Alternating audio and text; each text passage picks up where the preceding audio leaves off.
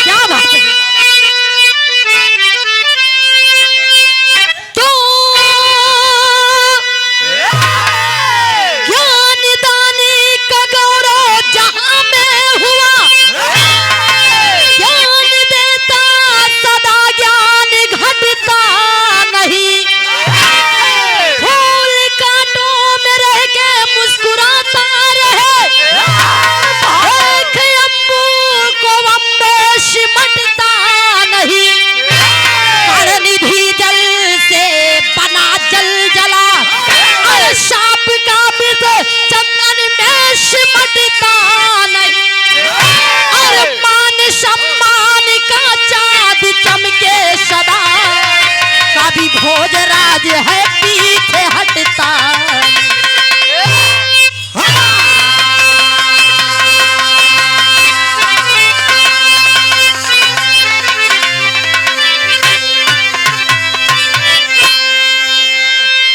ए भैया गौर करेंगे आप लोग हमारे बिरहा में एक लाइन कव्वाली का टुकड़ा हो मास्टर। अब कहना हो कैसे,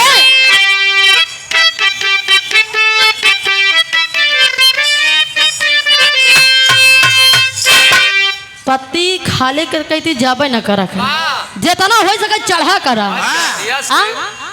चढ़ा रहो। हाँ इधर देखे, सब कुछ हमें अल्लाह के दिलबर ने दिया है। तरी आवत तान के, लेकिन इधर कोनो वासी कहा था बेचारा प्यार में धोखा खाए बा। प्यार में धोखा खाए बा, आशिक अपने दिल के बात बतावा था अपने यार दोस्त से। कैसे बताएं,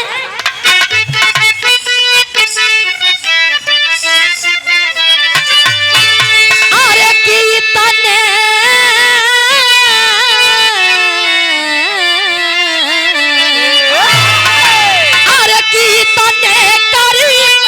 के दगा दे गई मुझे।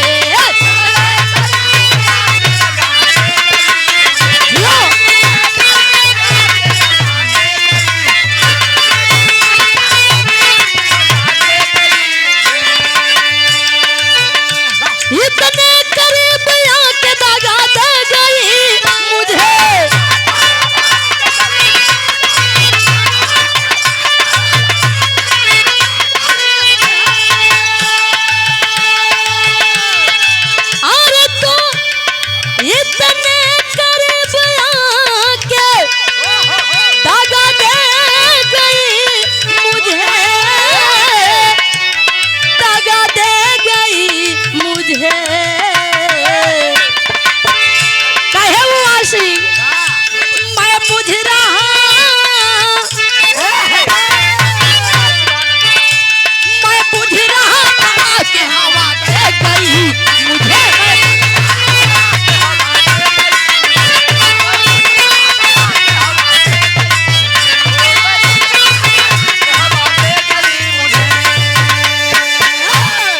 लेकिन कहना है इसी भाव में, कैसे,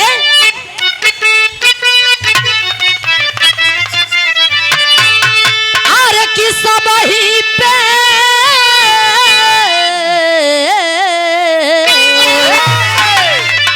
अरे कि सब ही पे दया दृष्टि ईश्वर ने किया है।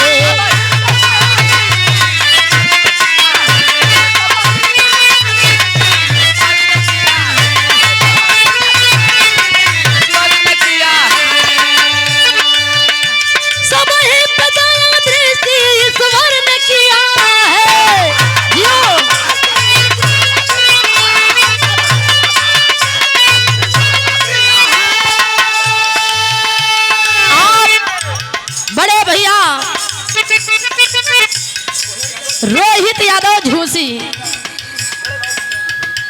अच्छा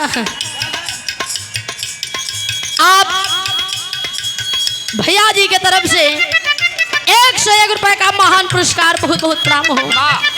एक बार हम आज अभी सुभाष भैया कार्यक्रम रहा तो वहाँ पहुँचा रहे हैं, हम पहचान गए देखिन के भैया ये 101 रुपया दे करके सब मान के बहुत बहुत प्रणाम हो।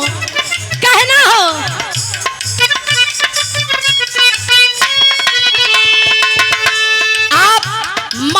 शर्मा शिप्पू मेजा के धरती से ढोलक वादक हैं।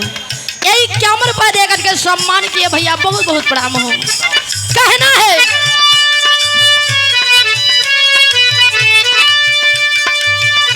सब ही बदाया दृष्टि ईश्वर ने किया है।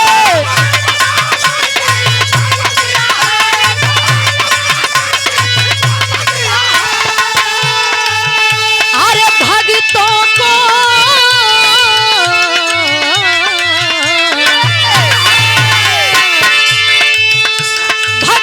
खुशी भोले शंकर ने दिया है।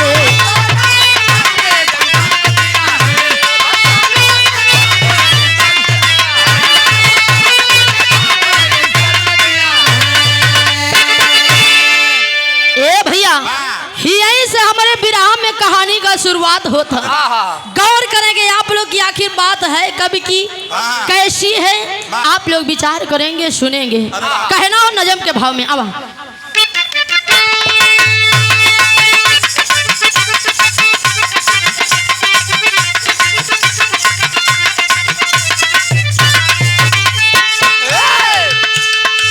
त्रेता युग में चंद्रसेन राजा रहते थे। त्रेता युग में चंद्रसेन राजा रहते थे। दुख गरीबों का सदियों वो हरते थे।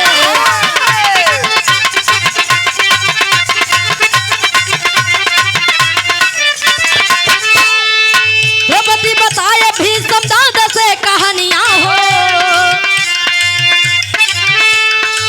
द्रौपदी बताए भीष्म दादा से कहानियां हो।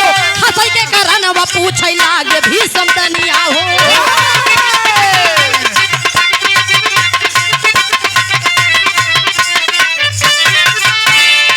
नयन से बरसे ला रही रही के पानी हो। नयन से बरसे ला रही रही के पानी हो। राजा चंद्रसेन कई गईला नादानी हो।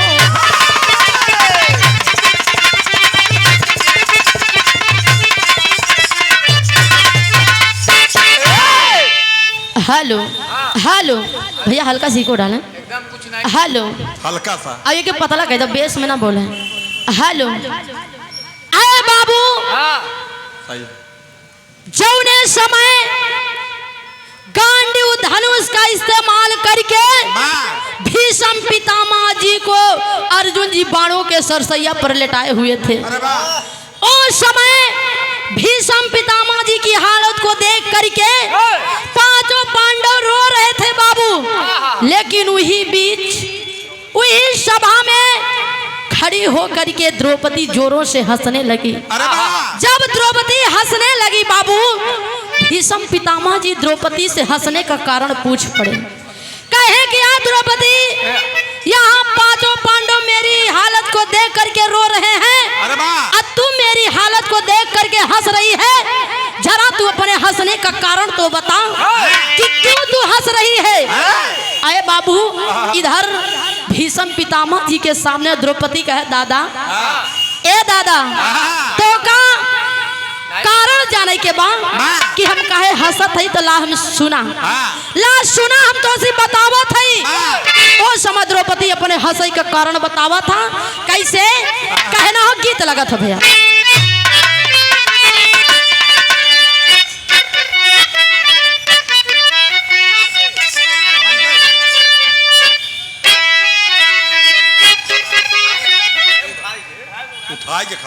आइए, क्या बात है।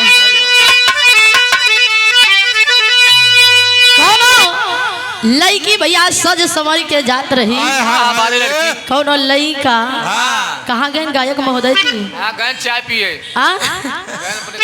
कौनो लड़का रहे, लड़की आके देख के कहे का हो मैडम, बड़ा सज संवर के, आज बिजली कहाँ गिरी हो? कहे वो लड़का का कहे कि कहवा गिरी और कि रस भरी गगरिया। अरे कहवा गिरी गोरिया हो, अरे गोरिया हो बिजुरिया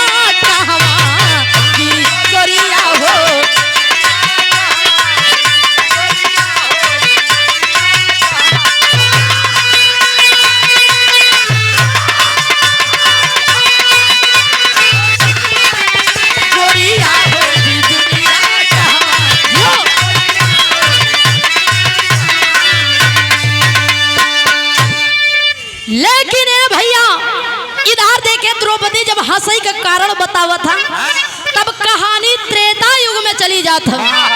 त्रेता युग में बाबू एक राजा रहे जेकर नाम चंद्रसेन रहा। चंद्रसेन राजा एक दिन अपने मन में विचार विमर्श किए बाबू और जंगल में शिकार खेले जाते। जब शिकार खेले जाती तब देखे होत का कहना हो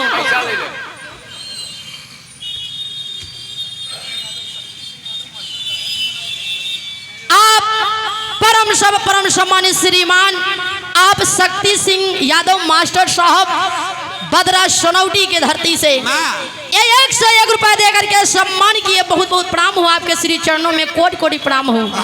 ए भैया देखे राजा साहब जंगल में शिकार खेले जाते कहना हो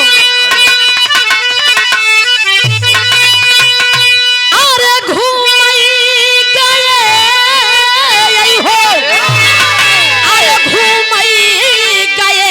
चंद्रसेन, अरे चंद्रसेन जीवनवा घूमई गए।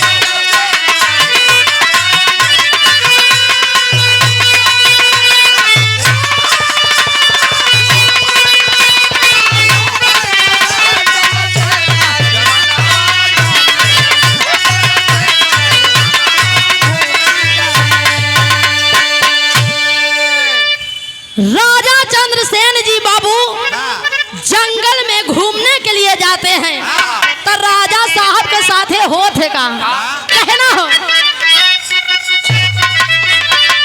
अरे परिबर के नाचत रहली सुना नगिनिया, अरे नगवा बना राजा माना कहानिया, नगवा बना राजा जो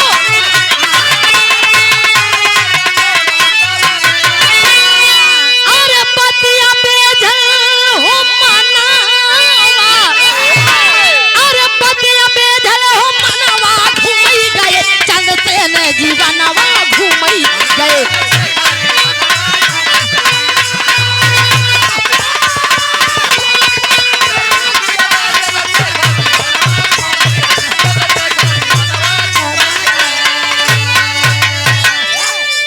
आए बाबू जैसे राजा चंद्रसेन जी जंगल में घूमई जाती शिकार खेले जाती राजा साहब का एक नजारा देखे को मिला था। राजा साहब देखा थी कि एक वृक्ष के नीचे एक बाबू इच्छाधारी नाग और नागिन दोनों आपस में नृत्य करत रहे, दोनों नाचत रहे। और राजा साहब जब ये नजारा देखे जो इच्छाधारी नागिन रही वो बहुत खूबसूरत बाबू परी का भेष धारण की थी, परी का भेष धारण की थी। राजा साहब का नजर जब वो परी के ऊपर पड़ा, वो इच्छाधारी नागिन के ऊपर पड़ा बाबू, राजा साहब वो नगिनिया के दीवाना हो गए, ओकरे खूबसूरती के दीवाना हो गए, ओकरे खूबसूरती पे राजा साहब मोहित हो गए। राजा साहब अपने मन में ठान ले कि नागिन का हम अपने राजमहल लिया के छोड़ा। ए भैया देखे होते का गीत बदल जाता।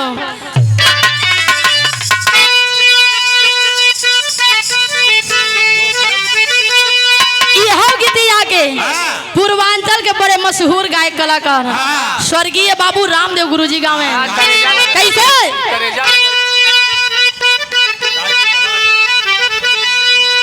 अरे की झूलनिया का गुजवा, अरे झूलनिया का गुजवा, अरे टूटल है राजा, अरे जवनिया छूटल है राजा।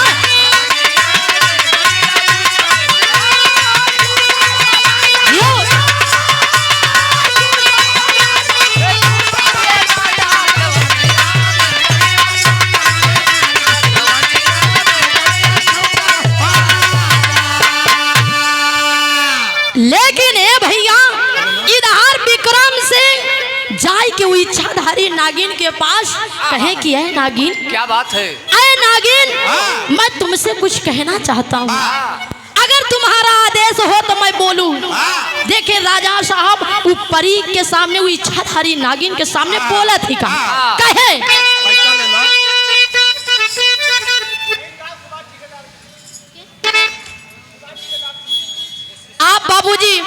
सुभाष बाबूजी ठेकेदार साहब झूसी के धरती से 101 रुपया दे करके सम्मान किए। बहुत बहुत प्रणाम हो।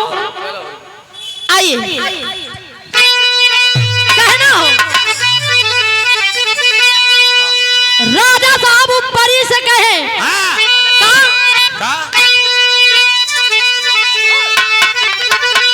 अरे बोले चंद्रसेन, अरे बोले चंद्रसेन, अरे नगिनिया से पानी, अरे महलिया में चल के नाचा हो रानी।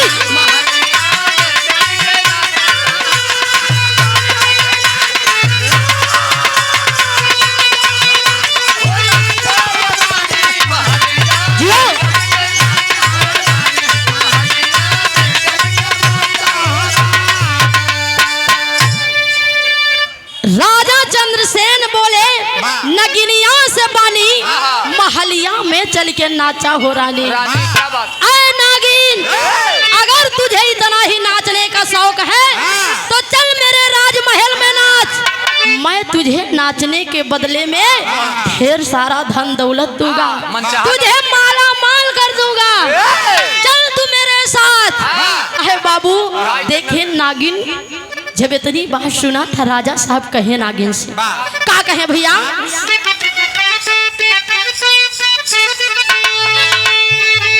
अरे कई प्रकार के मिली भोजनवा,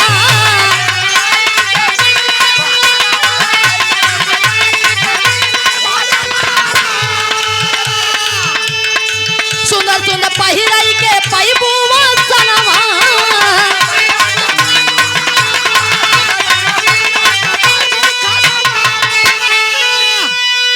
हीरा मोती सोना देबई, अरे हीरा मोती सोना देबई, देबई हो जानी, महलिया में चल के नाचा हो रानी।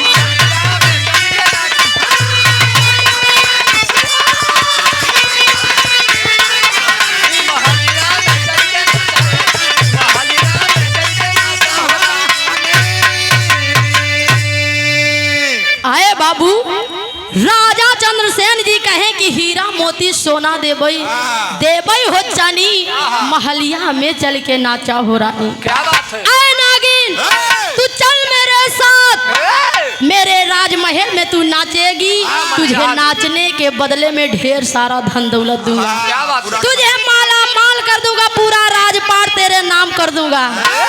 आए बाबू जब इतनी बात इच्छाधारी नागिन सुना था, राजा साहब से कहे कि राजन हम आपके साथ चलने के लिए तैयार हैं, लेकिन आप भी मेरी एक बात मानिए। आज तक मैंने एक भी कदम आगे बढ़ाया है तो अपने नाग देवता अपने पति परमेश्वर की इजाजत से। अगर आपकी इच्छा हो मेरे पति को भी संग में ले चलने की, तब हम दोनों चलने के लिए तैयार हैं। आए बाबू राजा साहब कहे ठीक है, ठीक है, अगर तेरी यही इच्छा है तो चल मेरे राजमहल में। बाबू इच्छाधारी नागिन और नाग दोनों तैयार हो गए और राजा साहब के साथ में चलने लगे। जैसे ही आधी रास्ता पहुंचे राजा साहब का मन बदल गया, राजा साहब का मन बदलेगा। राजा साहब अपने मन में सोचे लगे कपट होई कि अगर ई नगिनिया के नगवा रही, बिगाड़े काम, अगर ये नाग रही तो हमार लहान ना बैठे। ए भैया कहे राजा साहब कि हमार लहान ना बैठी, जौन हम अपने मन में सपना सजाई है पूरा ना होई, इन नागिन का लई के उस सपना सपना ही रह जाई, हमार सपना पूरा ना हो पाई। उस समय राजा साहब करत ही का आगे आगे बाबू नागिन चली जा रही है, पीछे मुड़ के जब देखे नगवा बेचारा लटपटात धीरे धीरे चला आवत रहा। बाबू तब तक जाय के राजा साहब नगवा का पूछ पकड़े और 3 बार घुमाए, घुमा करके बाबू फेंक देते हैं। और नाग जा करके नागफनी के डाल पर गिरा। नागफनी के डाल पर पर गिरा जैसे नागफनी के डाल पे गिरा बाबू, वैसे जौन नागफनी में भैया बड़े बड़े कांटा होते हैं। जैसे वो नागफनी पे गिरा, नाग का जिधर शरीर जात पूरा नाग तड़प रहा है, कांटे चुभ रहे हैं बाबू। नाग तड़प रहा है, आवाज दे रहा है, लेकिन उसकी पुकार को कोई नहीं सुना। तब तक नाग अपने प्राणों को तज दिया बाबू, तड़पते तड़पते अपने प्राणों को तज दिया।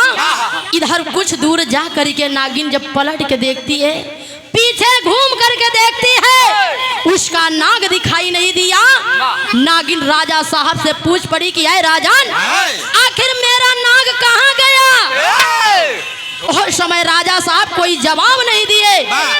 तब राजा साहब के महल की ओरी ना जा करके नागिन वापस अपने जंगल की ओरी जब वापस आती है बाबू, देखती है कि एक नागफनी के डाल पर उसका नाग मरा पड़ा था, मरा पड़ा था बाबू। दौड़ करके नागिन गई है अपने नाग के पास और अपने नाग देवता को, अपने पति परमेश्वर को अपने सीने से लगा करके रोने लगती है। रो रही है, कहना बट्टेरिम कहना मास्टर।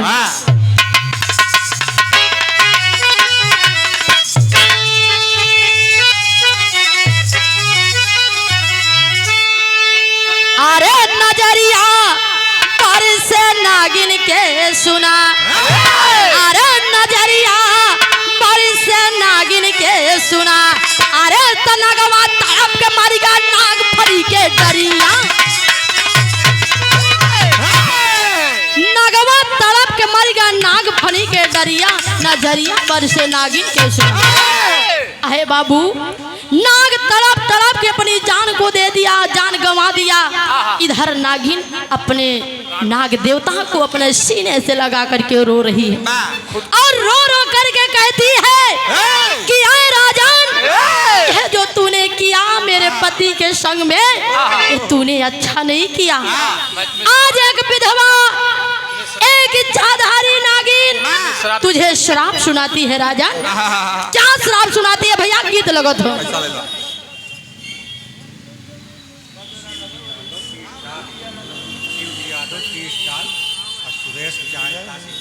आप बड़े भैया शिवजी यादव टी स्टॉल, आप सुरेश मिस्त्री भैया चायल, 51 रुपए देकर के सम्मान किए भैया। बहुत बहुत प्रणाम हो, बड़ा ही सुंदर पुष्पहार देकर के सम्मान किए। बहुत बहुत प्रणाम। एक स्वर में आप सभी सकल पंच को प्रणाम। अच्छे से ले लें।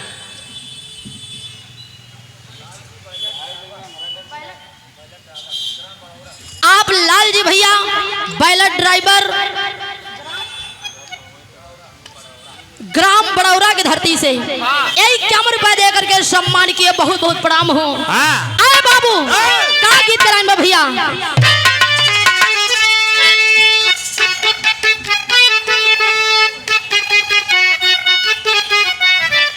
यह गीत कराएंगे। अरे की काजरा लगावलू, अरे की काजरा लगावलू, बिंदिया सजावलू, अरे की काजरा लगावलू, बिंदिया सजावलू, सैया बिन नथुनिया के तारी, सैया बिन नथुनिया।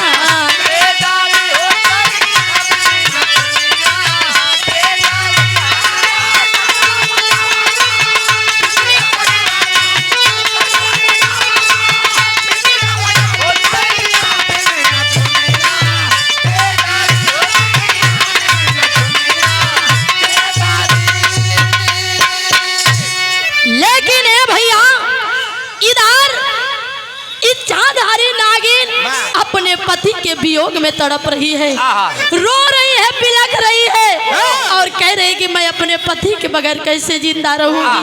उस समय वो नागिन रो रो करके बाबू राजा साहब को श्राप सुनाती है। कैसे श्राप सुनावत है? अरे की जीवन नसैला, अरे घतिया तू कैला, अरे जीवन नसैला,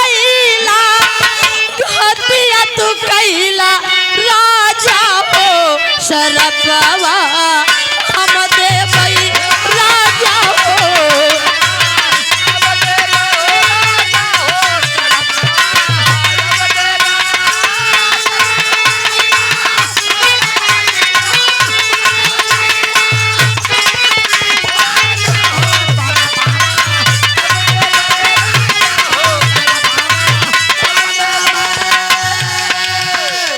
हाय बाबू, और नागिन रो रो करके कहती है कि है राजन, मेरा सुहाग उजाड़ के मेरे पति को मार के तूने अच्छा नहीं किया। आज एक विधवा नारी, आज एक इच्छाधारी नागिन तुझे श्राप सुनाती है। क्या श्राप सुनाती है भैया?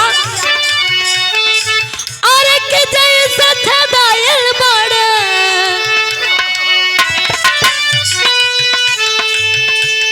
यह कहे, जैसे छदाइल बड़े नगवक तनावा, यह दता होई तोरो होरा जनवा।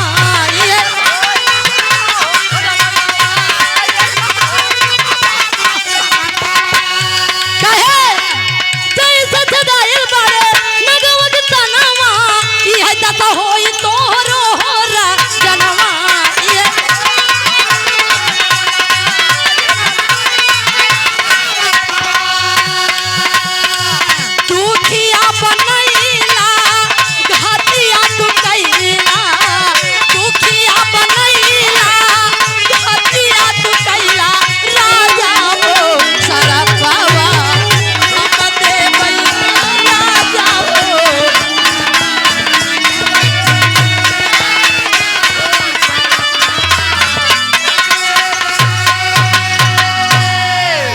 बाबू, और नागिन कहती है कि है राजन, जैसे मेरे पति की मृत्यु हुई नागफनी के डाल पर कांटे चुभे, सेम इसी तरह तेरी भी मृत्यु होगी।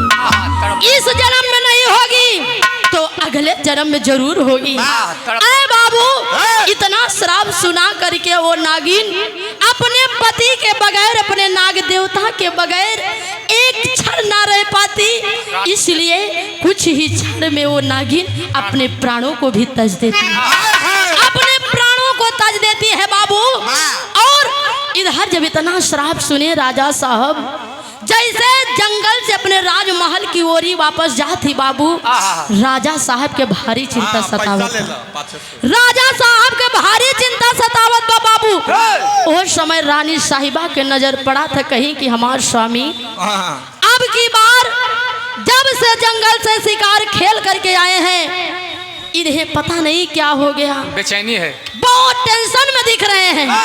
उस समय रानी साहिबा राजा साहब से पूछ पड़ी, कहीं स्वामी आप हमें बताइए ना आखिर बात क्या है। उस समय देखे राजा साहब बतावत ही पहापट के लाइन में, खान पीनू है बा। आप कमला शंकर भैया ठेकेदार साहब झूसी हवेलिया के धरती से 51 रुपए दे करके सम्मान किए कमला शंकर भैया जी, बहुत बहुत प्रणाम हो। राजा साहब अपने रानी साहिबा से बताएं कि आए रानी साहिबा, मैं किस लिए इतना चिंतित हूँ, सुनो मैं बता रहा हूँ। और समय बताएं कैसे।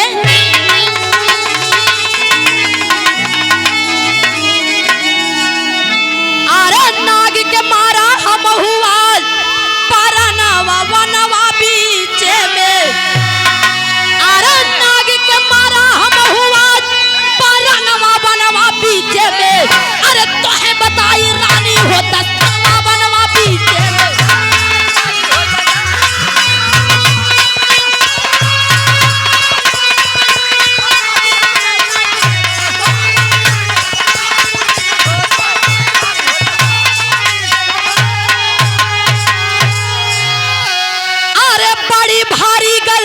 कैले बनवा के भीतरिया, अरे दिहले बनागिन श्राप हमारी गुजरिया, अरे चिंता छाई गइल बा हमारे मनवा बनवा बीचे में, अरे चिंता छाई गइल बा हमारे मनवा बनवा बीचे में, अरे तो है बताई रानी हो दस्तनवा बनवा बीचे में।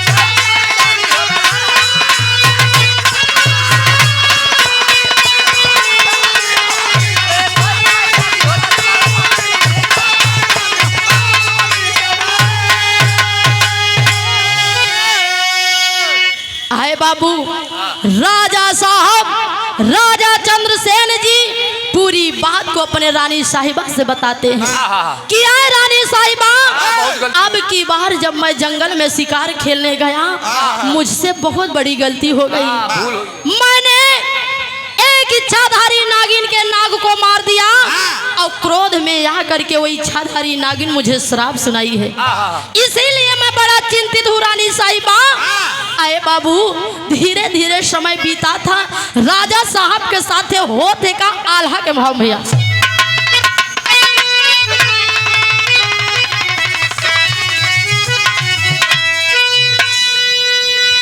अरे सुन के शराब राजा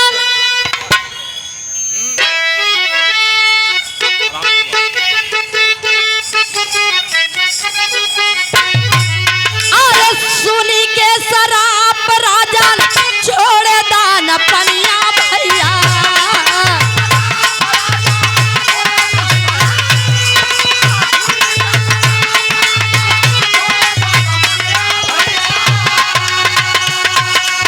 धीरे धीरे देहिया हो गई पूरा, धीरे धीरे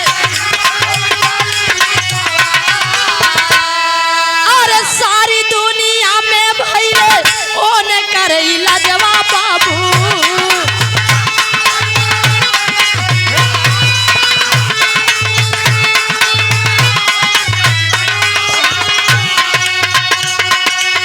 चिंता में झुराई गए सुना श्री मान।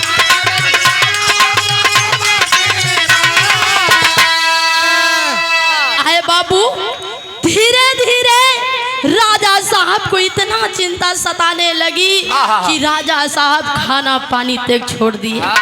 धीरे धीरे उनका शरीर बाबू सूखने लगा। एक दिन ऐसा समय आया कि राजा साहब पूरी दुनिया को अलविदा बोल गए, छोड़ करके भगवान को प्यारे हो गए। बाबू इधर देखें, जब राजा चंद्रसेन जी, जब त्रेता युग में राजा चंद्रसेन जी की मृत्यु हुई बाबू, जब द्वापर युग लगा, वही राजा चंद्रसेन जी द्वापर युग में भीष्म पितामह जी के रूप में जन्म लिए। होता है क्या, आखिरी लाइन में खड़े में भैया,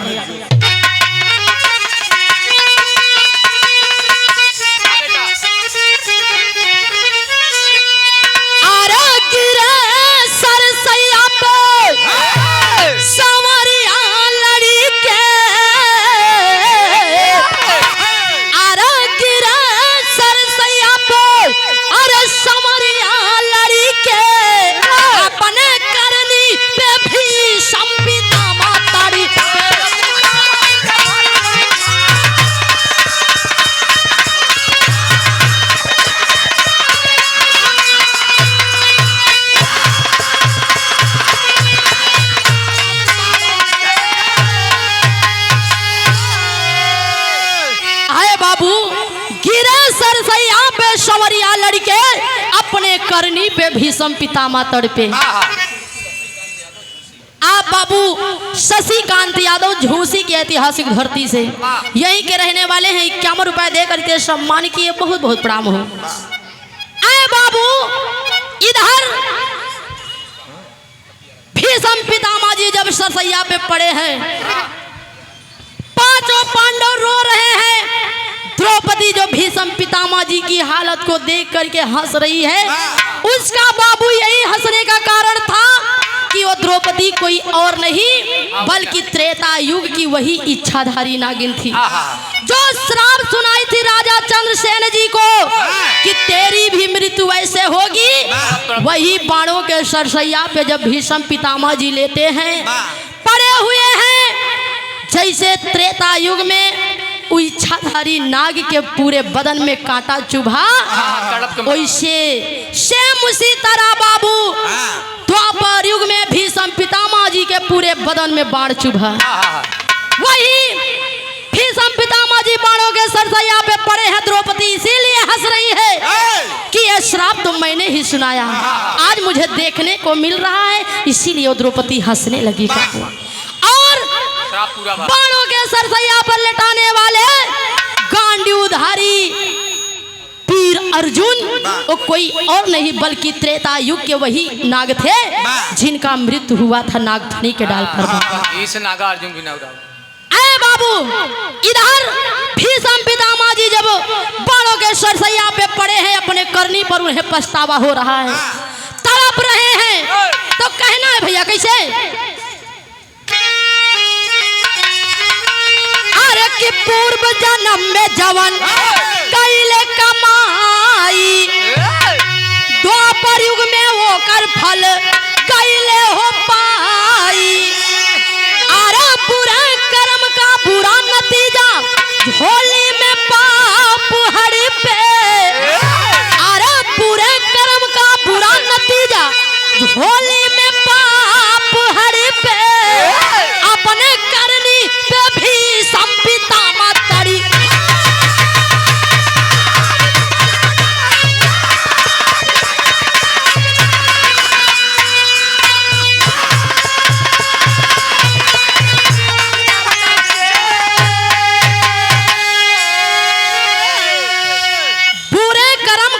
नतीजा झोली में पाप हड़पे, अपने करनी पे भीष्म पितामह तड़पे। कांड्यू धनुष जो था बाबू जिन्हें अर्जुन जी को दिया गया उसे भी भगवान विश्वकर्मा जी बनाए हुए थे। कहना है एक तेरी लगाई ला लास्ट में।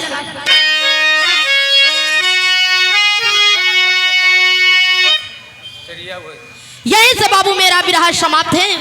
गुरु घराने के परिचय में आओ।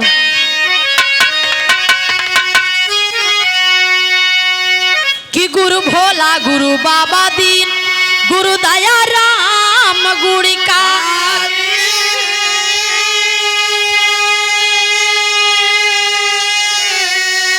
आरा कथन किए कवि भोजराज कविता साचे में ढारी।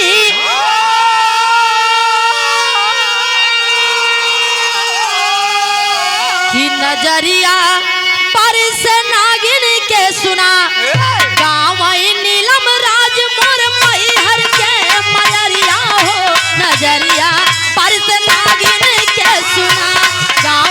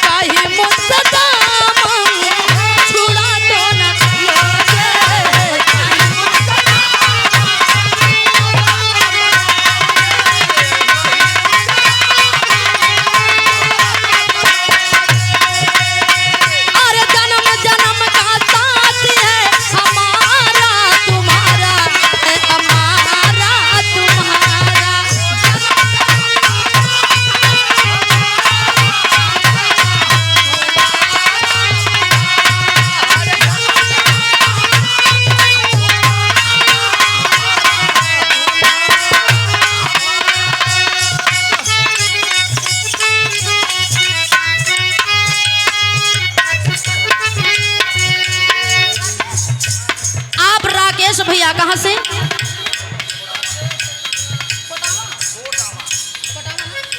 गाँव की धरती से 51 रुपए दे करके सम्मान किए। बहुत बहुत प्रणाम हो। तेरी मेरी तेरी मेरी तेरी मेरी कहानी तेरी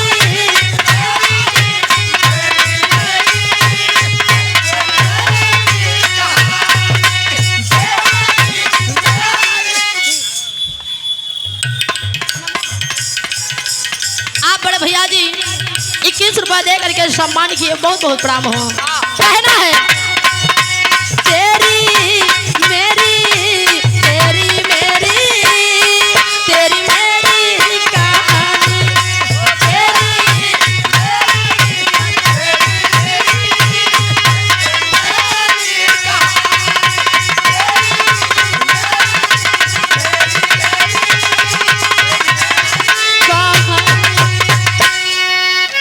लीजिए बड़े भैया जी से गीत गाना।